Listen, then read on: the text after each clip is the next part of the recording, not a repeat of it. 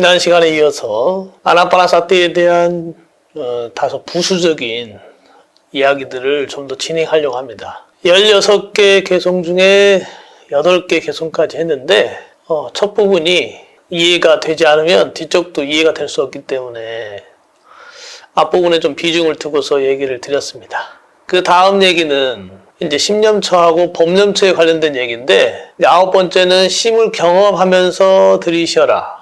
심을 경험한다. 말 그대로 심작용 자체를 호흡과 함께 경험하는 겁니다. 심이라고 하는 게 감정적인 또는 어떤 의도, 행위 비롯되는 어떤 근원적인 원인이 되기 때문에 어떤 행위를 이해하려면 먼저 이 심의 작용을 잘 보는 것이 중요합니다. 그래서 이 심의 작용을 잘 보기 위해서는 호흡과 함께 관찰되는 게 중요하죠.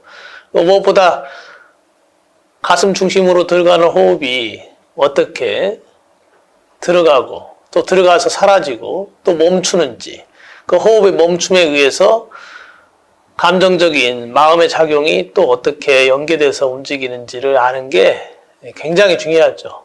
그래서 9번째하고 이제 이어서 10번째는 심을 기쁘게 하면서 들이셔라, 내셔라, 이렇게 되어 있습니다. 그래서 이것 또한 가슴 자체의 근원이라고 할 수 있는 그냥 심 자체의 속성이라고 할 수 있어요. 기쁨이라고 하는 건 심 자체의 속성입니다. 그 심을 기쁘게 한다, 이 얘기는 가슴에 막힘이 없이 상하, 좌우, 전후로 확장돼서 무한하게 이어진다, 울린다. 이런 상태를 심의 기쁨이라고 얘기할 수 있어요. 그래서 동양의학에서도 어떤 심의 화기가 억눌리지 않고 화라고 하는 확장되는 울림 그 자체가 자연스러울 때 그거를 기쁨이라고 그래요.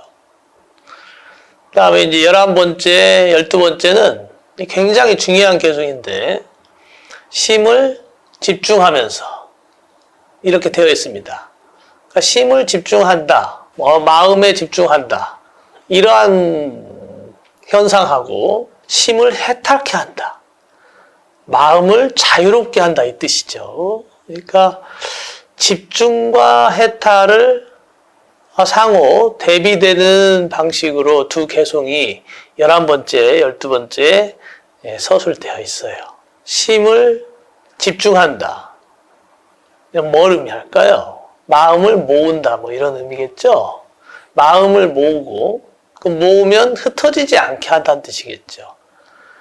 그럼 해탈케 한다는 건 그 반대겠죠? 그렇다면은 가슴 가운데 울림이 자유로워진다. 이렇게 이해할 수 있습니다. 그래서 시작부터 끝까지 호흡이라고 하는 그 작용 자체가 가슴의 울림하고 분리될 수 없는 상황임을 계속해서 보여주고 있는 거예요. 이러한 아나파나사티 수타의 내용을 당시 우파니샤드의 어떤 수행 문화적인 배경, 백그라운드라고 얘기했죠. 그런 배경을 동시에 생각하면서 이해하려고 하는 노력을 하면 아나파나사티가 가지고 있는 현재 해석의 문제, 너무나 복잡하고 그 견해들이 상충하는 면들이 너무 많습니다. 아비달마 대 비바사론이나 아비달마 순 정리론 같은, 물론 이제 상당히 후대의 문헌이지만, 이런 문헌들에서는 호흡의 근본적인 속성, 그러니까 제가 지금까지 계속 말씀드렸던 그런 호흡이 온몸으로 연결된 또는 모공이 열리고 닫히는 현상들, 그 다음에 굳이 콩만으로 한정하지 않는 호흡의 어떤 흐름들, 이런 것들에 대한 자각이 기록 서술되어 있습니다. 때문에 어떠한 입장이 맞는지에 대해서는 사실 문헌적으로 옳고 그름을 판단하기는 상당히 어렵지만, 그냥 호흡이라고 하는 일상적인 우리가 경험하는 이 생명 현상을 있는 그대로 바라보다 보면 좀 인정하는 면이 있지 않을까요? 지나치게 경전에 어떤 특정한 경전에만 의지해서 호흡을 이해하려고 하다 보면 관념적으로 접근하기가 쉽습니다. 특히 니까야에 존재하는 호흡 내용이 지나칠 정도로 한정되어 있기 때문에 그만큼 후대의 논사들이 다수의 주석을 아나파나사티에 대한 해설을 할 수밖에 없었던 것으로 보여요. 이런 이해를 가지고서 호흡에 대해서 이해하는 것이 바람직할 것 같습니다. 호흡을 집중하고 또 호흡을 해탈케 하면서 이 대비되는 개송이 어떻게 경험되는지 확인을 하려면 가슴을 빼놓고서는 얘기할 수 없어요. 말 그대로 심념처예요. 심이라고 하는 글자를 매우 광범위하게 심의시, 찌따, 마노, 윈냐냐까지 포함해서 심이라고 인정하는 상황에서는 이 또한 해석이 혼란스러울 수밖에 없겠죠. 하지만 찌따라고 하는 이 심의 영역은 1차적으로 가슴이라는 점을 명심해야 됩니다. 호흡이 가슴에 닿는 것과 그 가슴에서 온몸으로 연장되는 그 진동, 울림, 생명의 어떤 흐름, 이에 대한 기본적인 생명 현상에 대한 기본적인 이해가 없이 집중이라고만 강조하는 것은 매우 부적절합니다. 이어서 법념처의 이제 개송이 3부터 16번까지 진행됩니다. 그래서 심수심법이 법념처까지 16개 개송으로 마무리되는 거죠. 그래서 네 번째 법념처에서는 오온을 무상하게 보고 어떤 일어나고 사라지는 것을 관찰한 결과 그것이 무상함으로 귀결되는 호흡이 사라지고 일어나고 사라지고 일어나는 그 과정이 무상하게 반복되면서 나라고 하는 존재의식이 나타났다 사라졌다 하는 그 찰나찰나를 명확하게 알아나가는 것이 이 네 번째라고 할 수 있습니다. 이와 같이 호흡을 중심으로 해서 아나파나사티의 전체적인 근본적인 원리, 어떻게 우리가 호흡을 본다고 할까라는 측면에 대해서 간단하게 살펴봤어요. 이 호흡을 통해서 우리의 생명 현상이 일어나고 하지만은 그 생명 현상이 일어나는 과정 중에 또 무상함을 증득해야 되는 뭔가 이질적인 듯한 이해가 양립해 있습니다. 호흡은 무상하지만 또한 그 삶은 생명을 이끌고 유지하는 어떤 근원적인 힘이기도 하죠. 그렇다면 이 근원적인 힘은 무상하다고 할 수 있어요. 그렇다고 삶이 무상하다 이렇게 얘기를 하고 또 삶이 무의미하다라고까지 얘기하는 것은 좀 무리일 수 있겠죠. 그러니까 무상하다는 것과 무의미하다는 것은 굉장히 달라요. 무상하기 때문에 무의미하지는 않아요. 의미라고 하는 것은 우리가 상정하는 것이지 무상하다라고 하는 것은 무의미하다라는 것이 아니라 언제나 변화의 와중에 있다. 어제, 오늘, 내일 끊임없이 변화의 와중에 있기 때문에 어제와 동일시하지도 말고 미래를 예견하지도 말라. 이런 간단한 이제 의미로 확장해서 이해할 수 있겠죠. 삶은 유한하니까 언젠간 죽음에 이를 것이고 그렇기 때문에 나라는 존재는 무상하다. 이런 식으로 이해하는 것이 아니고 순간순간 호흡과 연결되어 있는 나의 삶의 어떤 경험, 그러니까 우리 안이비설시는 색상향미촉법으로 인해서 일어나는 내적인 경험 자체에 그 현상, 알미라는 현상, 인식 현상 자체가 어떤 무상함 속에서 일어난다는 거예요. 무상하게 일어나는 그것을 잘 보라는 것이지 그 일어나는 현상 자체가 무상하기 때문에 어떤 일고의 가치가 없다 이런 뜻은 아닙니다. 호흡을 보는 것은 삶을 보는 것이에요.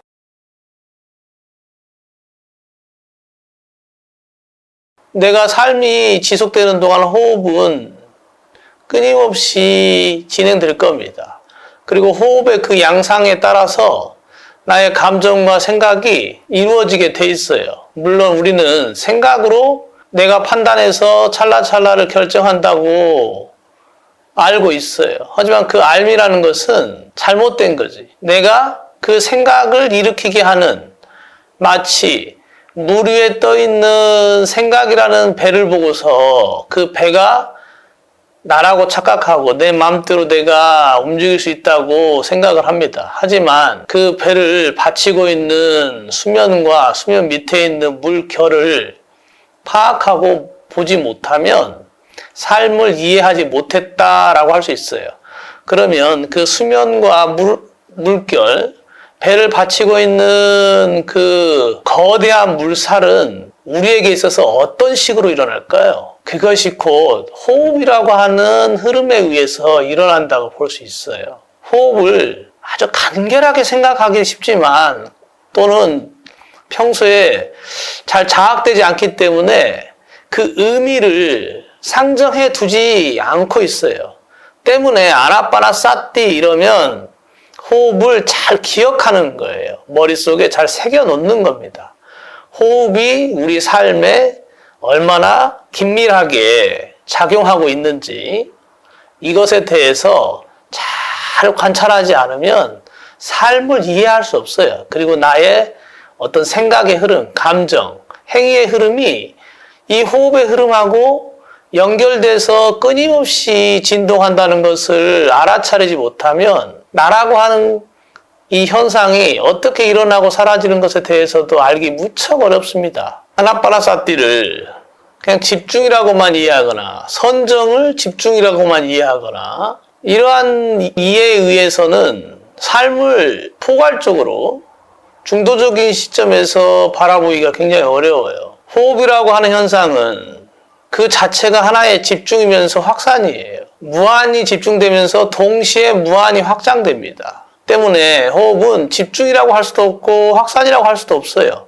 어느 한 측면만으로 일어나는 현상이 아닙니다. 그래서 고대인들은 이 호흡을 좀 더 명확하게 이해하기 위해서 두 가지의 에너지 현상으로 분리해서 설명을 했죠. 그것을 음양이라고도 하고 태양과 달이라고도 했어요.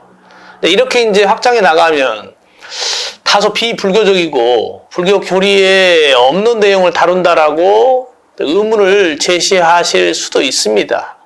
하지만 호흡은 우리 안에 있는 내적인 어떤 에너지 작용이에요.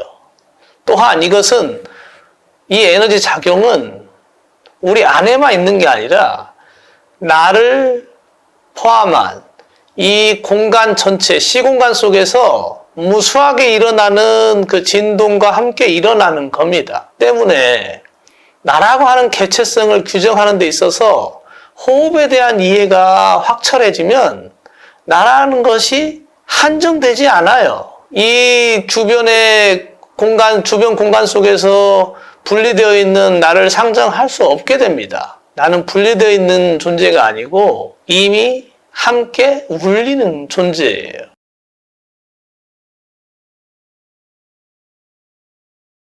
저 같은 경우는 아픈 사람들이나 정서적으로 괴로운 분들을 가끔 상담할 때가 있는데 제가 그들을 바라보는 어떤 방식은 호흡의 방식이에요. 그들의 호흡에 공감하고 그 호흡이 가슴 속에서 울리는 그 진동하는, 맥동하는 그 찰나찰나를 같이 공유하려고 합니다. 그리고 그 진동이 눈에 미세한 진동을 만들고 목소리에서도 미세한 진동을 만들어요. 그 느낌을 내 존재 안에서 가슴 중심에서 받아들여지는 어떤 미세한 공감하는 그 센서가 있어요. 우리 안에는. 그거를 뭐라고 불러야 할지 참 단어 자체가 막연하긴 한데 뭐 제3의 눈으로 본다고도 하고 마음으로 본다고도 하죠. 근데 그와 같은 방식을 취합니다. 그렇게 공감하는 에너지 현상 그 자체가 즉 암이에요. 암. 우리가 일상적 의식으로 아는 거의 어떤 상태로서의 그 암의 기능이 아니고 마치 본능적으로 그냥 직각적으로, 그러니까 직관이라고 그러죠. 직관. 바로 안다. 바로 본다. 어떤 이성적 사유를 거치지 않고 안다. 예, 이런 거예요. 그와 같은 것을 이해하는 것에 이 호흡이 매우 중요합니다.